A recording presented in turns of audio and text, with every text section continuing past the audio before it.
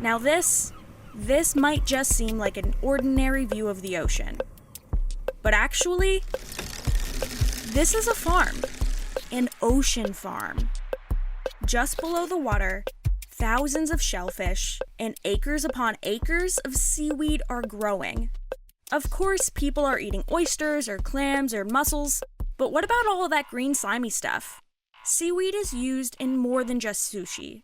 In fact, in America, using seaweed as food dates back to before the beginning of the nation, when pilgrims met with Native Americans and, for example, were taught about their cuisine, like clam bakes. Yes, a traditional clam bake included cooking up kelp aside all that shellfish.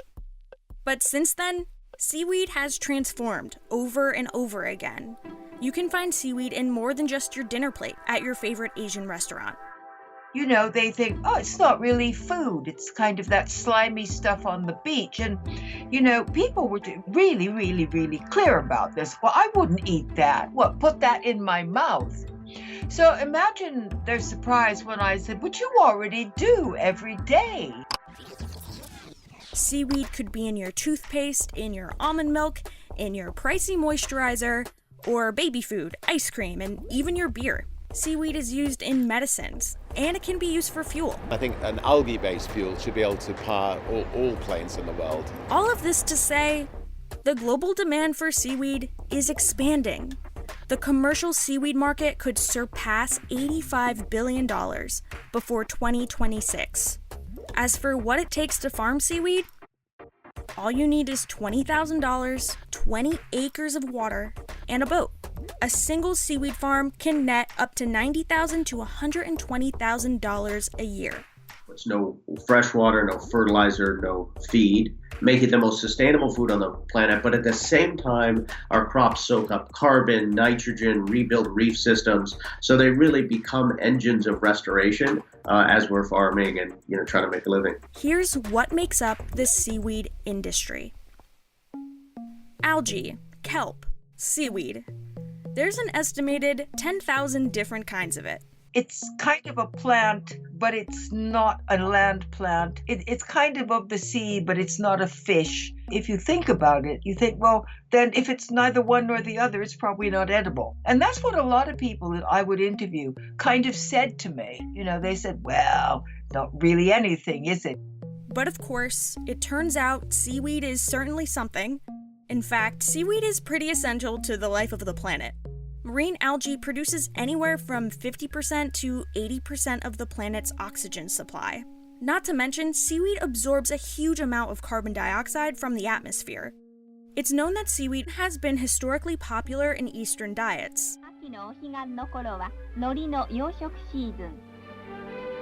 Nowadays, millions of sea vegetables are farmed in Asia every year. In 2019, the Asian Pacific held over 55% share in the commercial seaweed market because of the food industry. But going back in American history, seaweed was a big part of the Native American diet too, before Western colonization. Somewhere along the line, Americans started to shun seaweed as part of their diets. But it's just been pushed out of the economy and off the plate. Seaweed is a green vegetable that comes with its own salty seasoning. Algae found other uses in American history. Seaweeds were used as gunpowder in the Revolutionary War and chemical weapons in World War I. But when it comes to modern aquaculture, the industry is based on existing market demand. And that traditionally isn't seaweed. Americans want to eat fish. Fish farm production topped beef production in 2013, and Americans are eating more farmed fish than wild caught.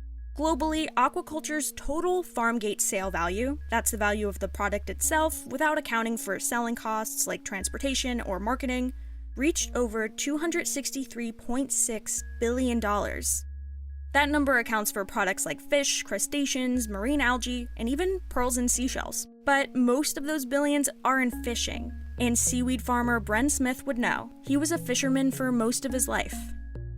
I never expected to grow vegetables underwater. Beautiful, huh? Now I'm a fisherman, work the high seas, and I'm not an environmentalist in a traditional way. I'm a fisherman, I hunt and kill things, but my goal is to make a living on a living planet. There's no way I can run my farm, run my small business unless I become a steward of the oceans and grow crops that are breathing life back into it. Smith started out in seaweed farming after years of fishing on the high seas and bearing witness to the degradation of the world's oceans due to overfishing and climate change. He turned to what he calls restorative ocean farming. Restorative or regenerative ocean farming is growing crops that breathe life back into the ocean. The sort of chocolate color, that's all nitrogen. So our seaweeds and shellfish require zero inputs, no fresh water, no fertilizer, no feed. I'm actually proud of this. This is what one of those farms looks like. Ropes of kelp seeds are strung through the ocean's surface like garland, and hanging beside kelp seeds are netting baskets of scallops and socks of mussels to grow in. At the bottom of the structure are crates growing oysters and clams. Smith went on to found Greenwave, a nonprofit organization training people to be ocean farmers. And our goal is 10,000 farmers in 10 years to train. And so far we've trained about 160 farmers. We have a waiting list of 6,000 just in the US and requests in 102 countries. So the demand is huge. In comparison to likely a lot of upstarts, starting a seaweed farm could be relatively low cost. There's a low barrier to entry. Because we grow things that don't swim away and you don't have to feed, the overhead is extremely low.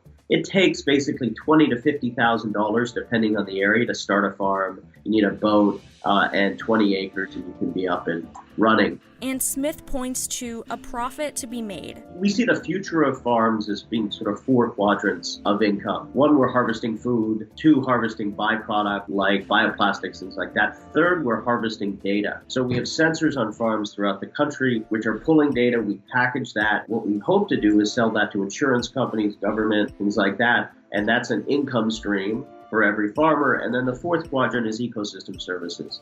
So farmers should be paid for the carbon they soak up, the nitrogen. And so we're developing a blue carbon program. And I think that's what climate resiliency looks like in the future.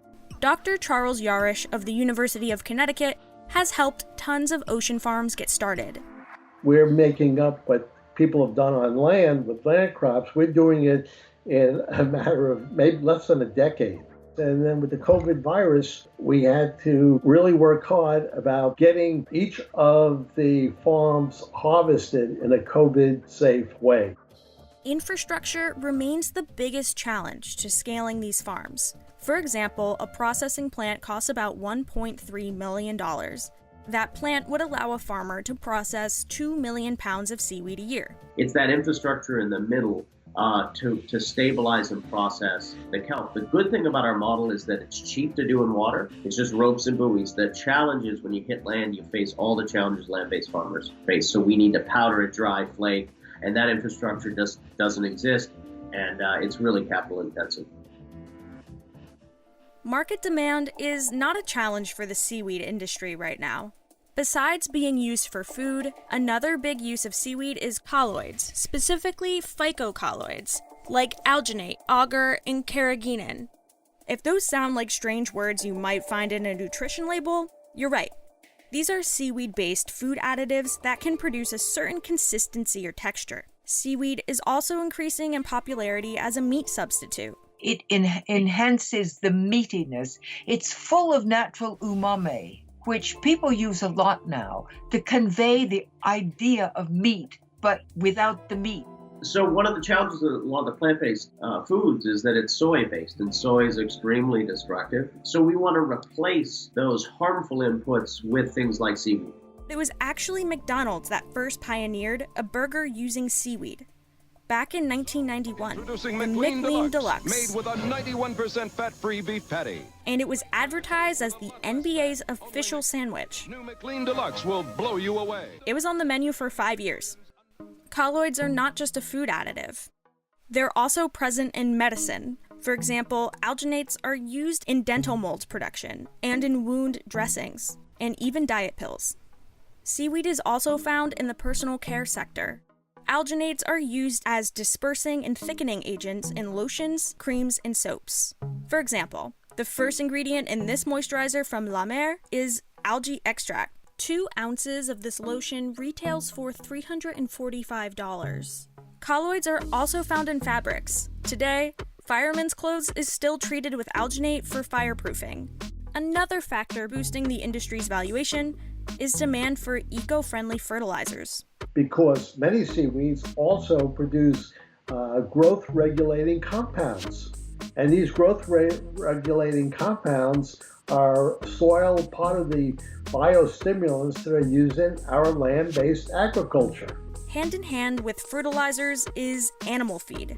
Many animal feeds, whether they be cattle feeds, chicken feeds, hog feeds, actually have seaweed ingredients in them. But also, some studies show it could be a way to fight climate change. So cows produce a lot of methane gas. And methane is a major greenhouse gas contributing to global warming. In 2016, Australia's James Cook University found that adding a small amount of a particular algae reduced methane production by 99%.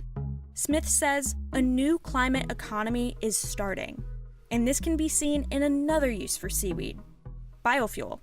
That's where the Department of Energy's Mariner program comes in.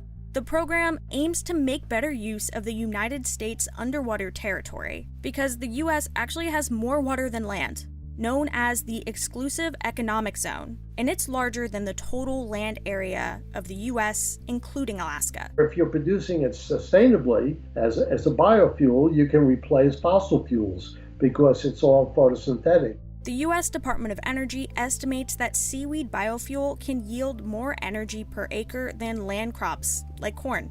Really, what's exciting about it is that you look at biomass as really a resource for a lot of energy solutions, not just for fuels, but also for power. And so there's a lot of ways to use biomass, and especially in a low carbon world. Since the Mariner program began in 2015, it has put more than $50 million into at least 18 different farming projects. But right now, if seaweed were to be used for biofuel, it would be really expensive.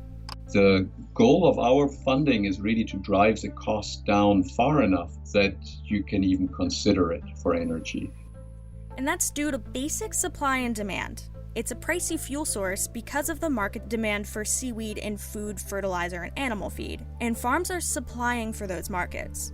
Then, whatever is extra or left over is priced for fuel or energy. There's really the opportunity to utilize that resource and strengthen a lot of coastal communities. Basically, adding opportunities for what is called working waterfronts. So how big it can really get, I don't really want to put a number to that because that's speculation, but I think we have a big resource and we have a lot of people that are interested in this space.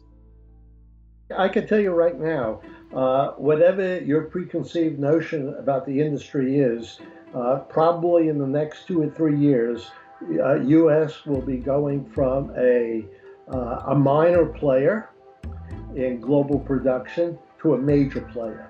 Seaweed use in bioplastics and in Western cooking could be part of the industry's bigger picture in coming years.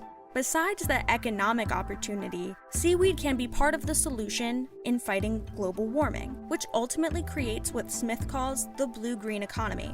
Green Waves programming is really targeted at 2 constituencies. One is fishermen directly affected by climate change, and the other is indigenous communities. Right? Indigenous communities have rights to the ocean, and it's important that they're in the front of the line of this revival of ocean agriculture.